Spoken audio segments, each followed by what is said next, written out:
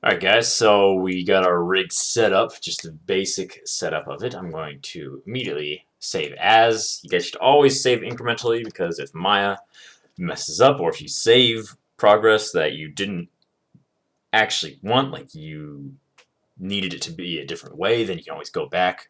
So I'm going to do new 2. And our goal right now is to get some controls inside this little ponytail type thing to get some control over, because we need to pose this. We need to be able to kind of animate some overlap on the joint as well as she moves around. So first things first, remember our 3 basic steps, right? It's create your skeleton of create all your skeleton, and this is what Rapid Rigs skeleton generates as.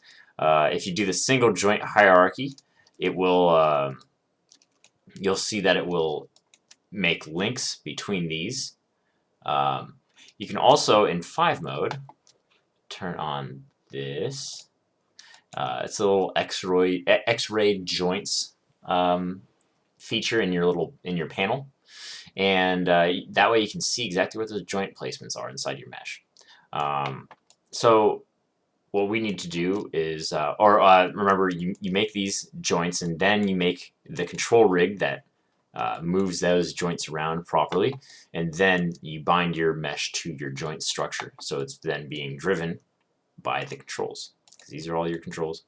So first things first, we need to set some new joints for this ponytail, right? So the way you do that is going into your skeleton over here, and you're going to be looking at the Create Joints tool. So let's click on that, and you'll see that our cursor is now a different shape. And it's going to start, when I click, it's going to start making joints in the scene. So I'm just going to click here. You'll see in my outliner that joint pops up now. So that's just a new joint that was just added to the scene. And I'm going to add just a simple chain. I'll probably have, let's see, 2 joints throughout this that kind of control it. All right. Then I'll have a tip as well. Now you see I can go into this little joint chain that I just made. You can see all the joints that I made. So I'm gonna rename these immediately so I don't get confused. Grandma, hair, joint 1. So I'm just gonna copy that name from there, and then I'm gonna click on the next joint, rename it. Joint 2, though. Same here. 3. Joint and joint 4. Perfect. All right. So our joints are kind of just free floating right now, and they're not attached to the rig, right? So you're going to be wanting to do something called parenting these joints. These joints need to be a child of this joint. And you can click on this joint to find out where it is. You'll see that it kind of shallowly highlights this, and then if you press F, you can expand it, and it'll say, oh, here's that joint, and it's the head tip is right here. If you ever get lost when you're trying to find something like that. And I'm going to just click the child joint and then the parent, and then I'm going to press P. You'll see that it drew this link all the way over to this joint, and now all those the head joint has all these grandma hair joints now. So that's the type of setup we're looking for. Then we need to create our NURBS controllers that are on top of these joints. Or I guess first we need to actually align it. My bad. Because we only did it in one axis. See, if you're in this perspective and you try to click these joints, it's going to scan through your model and then make a joint like way behind where it would intersect with the grid instead of your mesh. That's kind of annoying. So I'm just moving this in here, and then I'm going to rotate it into position.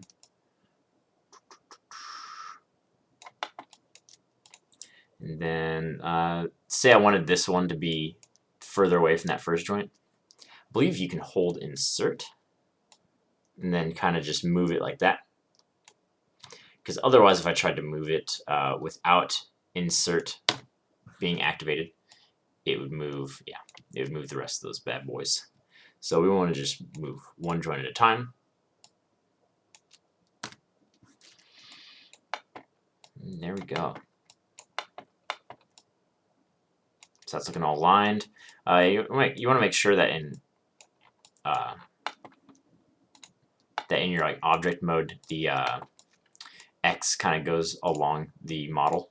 So notice how these, since I'm in the object axis, you want X to be stretching out to those next joints. You know, so like this goes to the wrist, or to the elbow and the wrist, and they're all aligned with X kind of pointing down the rotation. So I'm going to do that same sort of setup here. You see how X is pointing this way, this way, this way, and Maya does that kind of by default. So now the next step is to do to set some NURBS controllers in here in an orientation that we want. So I'm going to go to Create menu up here, and you'll see NURBS primitives. And I'm going to make a circle.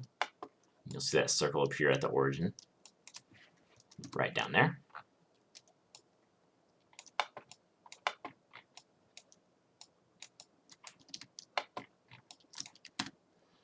And then I'm going to scale that up. And I'm going to kind of rotate it towards that direction.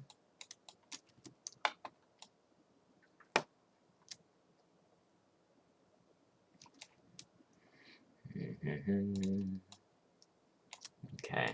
See, a problem that we have right now is that I kind of want to align that red axis. You see how that one is pointing down the chain? I kind of want to align that to there. It's not super necessary. It just helps with something called gimbal. So if you wanted to fix that, you'd have to change that. But for this video, I want, because it's just super basics, super rigging basics. But I'm going to hold V, and remember V is snapping for vertex or vertices, and then we're going to snap that to the middle of that bad boy, and I'm going to align its rotation with that, right on top of that joint.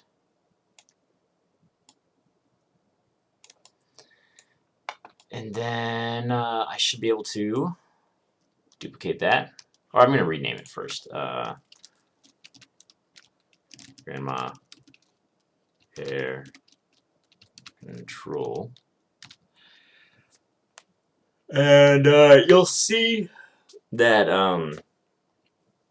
our goal as when we animate is to, when this is in the bind pose, or like the T pose, the basic T pose, you'll click on these controllers and you see that everything's pretty much zeroed out.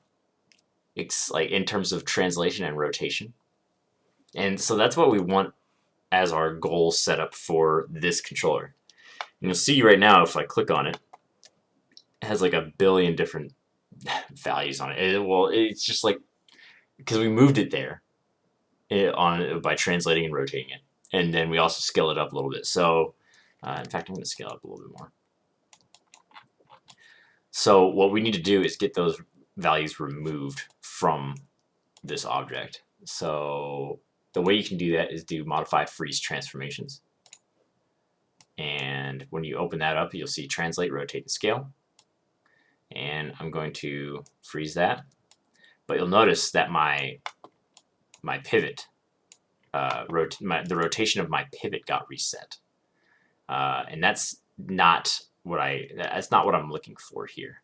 And that's because that happens because when you when you freeze those transforms, you notice that the circle didn't rotate back to that first pivot orientation. Like if I do, like the circle's still facing towards the rest of the hair, but this my manipulator is off now. So if I wanted to move it like parallel to the hair, it'd be a lot more difficult. Like see right now with this type of setup, I can just slide it like this, slide it like exactly horizontal to those joints. So what we need to do is have what we call a group under this that has these types of values in it, but does not have, but will just remain in the hierarchy. And I'll show you that. So if I make if I go to create and I go to empty group, you'll see that it's just this blank group in here, and you'll see I have my values here. So I'm going to start going one by one, just copying that into the group. Boom. You can see the group comes up as null because there's nothing in it. It's just like a blank node that has transform values on it. So I'm going to go one by one and copy that in. There's a faster way to do this, but I mean, I just want you guys to visually see exactly how I'm getting these values in there. Copy the rotate Y and copy rotate Z. Oops, press space on accident. And you'll see now my group is just completely aligned to that. And now if I then, in my outliners, since you can't select groups like visually, right, because they don't have anything there to grab onto. If you select the child, grandma hair control, and the parent, I'm going to rename this first. I'm going to say grandma hair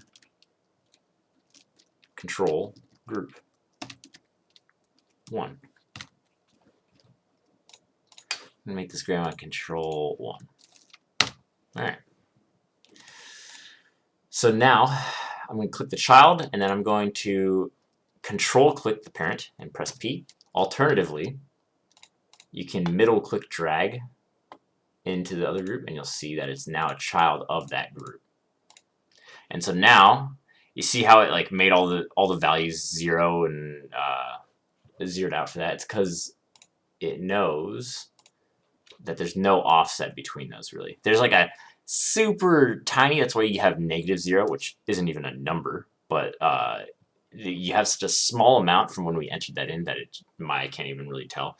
So so now if I freeze my transforms on that control, freeze, you'll see that it's all zeroed out cleanly, and it has that pivot still maintained because it's getting that pivot from the group above it, or at least the rotation of that pivot.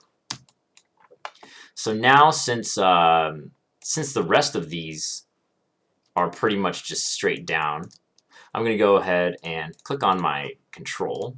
I'm just going to click on my control and then duplicate that. You'll see it's hair control 2, and I'm going to just snap it to that joint right there, make sure it's centered. Then I'm going to scale it up just so it's visible.